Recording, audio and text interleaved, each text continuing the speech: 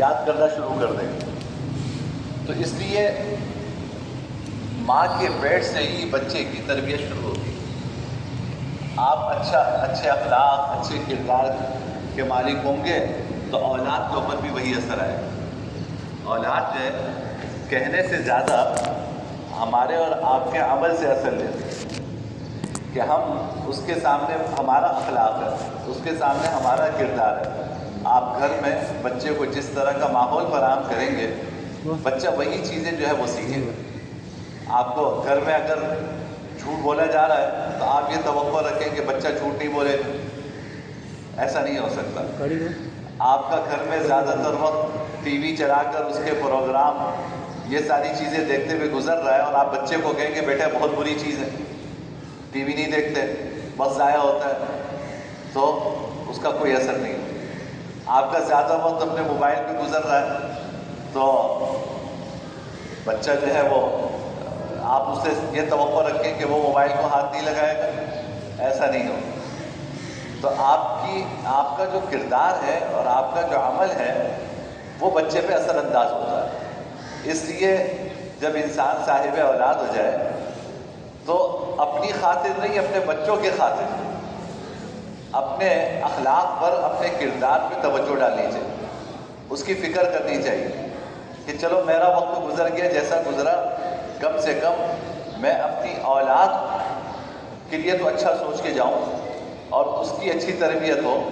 تو ان کی خاطر انسان کو اپنے اعمال کی فکر کرنی چاہیے. آپ اپنے دیکھیں، ایک گھر میں دادا بھی ہے، بیٹا بھی ہے، پوتا بھی ہے. 3 نسل ایک گھر میں. ہمارے الحمدللہ بہت سے گھروں میں اللہ نے یہ نعمت عطا فرمائی ہوئی ہے. دادا ہے، بیٹا ہے، پوتا ہے، پوتیاں ہیں. باپ کا اپنے باپ کے ساتھ جو طرز عمل ہوگا، آپ یقین کیجئے کہ آپ کے بچوں کا طرز عمل بھی آپ کے ساتھ بڑھاپے میں ویسے ہی ہوگا.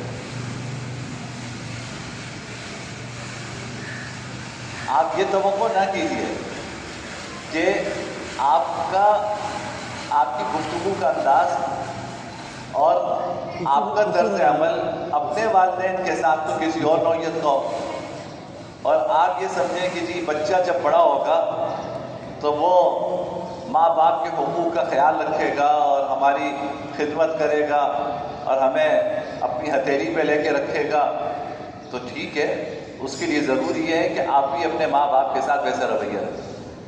جب آپ اپنے ماں باپ کی فکر کریں گے، ان کی ضرورتوں کی فکر کریں گے، اور تو وہ بچہ آپ سے سیکھ رہا ہوگا کہ ماں باپ کے ساتھ جو ہے وہ کیا عمل کرنا چاہیے.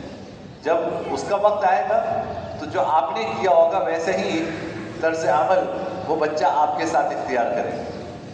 تو اس لیے بھائی، قول کی بات تو بعد میں ہے کہ آپ زبان سے بچے سے کیا کہیں، لیکن سب سے اہم جو اس کی تربیت میں اثر ہے وہ آپ کے عمل کا ہے. آپ اپنے ساتھ بچے کو دکان پہ لے جاتے ہیں، کاروبار میں لے جاتے ہیں، تو آپ جس طرح کاروباری اخلاق اور اصول اختیار کریں گے بچہ وہی سیکھے گا آپ سے. اگر کاروبار میں آپ خدا نخواستہ اللہ نہ کرے دھوکہ دہی کر کے آپ کوئی چیز بیچ رہے ہیں، جھوٹ بول کے کوئی چیز بیچ رہے ہیں اور کسی کو بیوقوف بنا کر اس پہ فخر کا اظہار کر رہے ہیں، تو وہ بچہ یہ ساری چیزیں دیکھ رہا ہے. تو وہ آپ ہی سے یہ ساری چیزیں سیکھ کر جب وہ خود دکان پہ کھڑا ہوگا تو وہ بھی اسی طرح کا سودا بیچے گا. اور اگر اس نے اپنے والد کو دیکھا کہ کیا دیانتداری ان کی ہے اور گاہک کے ساتھ ان کے کیا اخلاق ہیں اور ان کے کاروباری اصول اخلاقیات پر مبنی ہیں، تو وہ بچہ جب بڑا ہوگا تو وہ بھی انہی اصولوں کی پاسداری کرے گا. بچے کو نماز کے لیے کہنے کی ضرورت نہیں ہوتی. جب وہ گھر میں نماز پڑھتا ہوا دیکھتا ہے تو وہ بھی نماز پڑھنا شروع کر دیتا ہے. آپ چھوٹے بچوں کو دیکھتے ہیں کہ چھوٹا بچہ ابھی چلنا شروع کیا، 1 سال کا، 1.25 سال کا، وہ دیکھتا ہے ماں اس کی سجدے میں جا رہی ہے، وہ خود ہی سجدہ شروع کر دیتا. اس کو کہنے کی ضرورت تھوڑی، سجدہ سکھانے کی ضرورت تھوڑی ہے اس کو. آپ کو وہ تو آپ کو نماز پڑھتا ہوا دیکھے گا تو وہ بھی ایسی نماز پڑھنا شروع کر دے گا. وہ آپ کو جس طرح گھر کے اندر زندگی گزارتا ہوا دیکھے گا وہ بھی اسی طرح کی زندگی گزارے گا. اس لیے بھائی، اپنی خاطر نہیں، اپنی اولاد کی خاطر ہم اپنے کردار پر، اپنے اخلاق پر اور اپنے عمل پر توجہ دیں، اس میں بہتری لے کر آئیں اور ان کے لیے ایک مثالی نمونہ بنے۔ اس کے اسکول میں جا کے کیا سیکھے گا؟ وہ اسکول میں بچہ جاتا ہے 6 گھنٹے رہتا ہے اور یا 4 گھنٹے رہتا ہے، اس کے 18 گھنٹے آپ کے پاس گزرتے ہیں۔ تو آپ یہ اسکول کو نام نہ دیجیے کبھی کہ اسکول والوں نے یہ سکھا دیا، اسکول والوں نے یہ کر دیا۔ 18 گھنٹے وہ آپ کے پاس رہتا ہے، وہ آپ سے سیکھتا ہے۔ اسکول میں اگر کوئی منفی چیز سکھائی بھی جائے گی، گھر کی تربیت سے وہ منفی چیز زائل ہو جائے گی۔ تو اس لیے اپنے گھر کا ماحول بہتر کریں اور ماں باپ اپنے کردار پر، اپنے اعمال پر، اپنے اخلاق پر توجہ دیں۔ انشاءاللہ یہی اولاد جو ہے یہ اس کی صحیح تربیت ہوگی اور ایک یہ بہتر مسلمان بن کر یہ آگے زندگی گزاریں گے۔ اللہ تعالی ہمیں اس کی توفیق نصیب کرے۔ الحمدللہ رب العالمین والعاقبۃ للمتقین والصلاۃ والسلام علی سید الانبیاء والمرسلین۔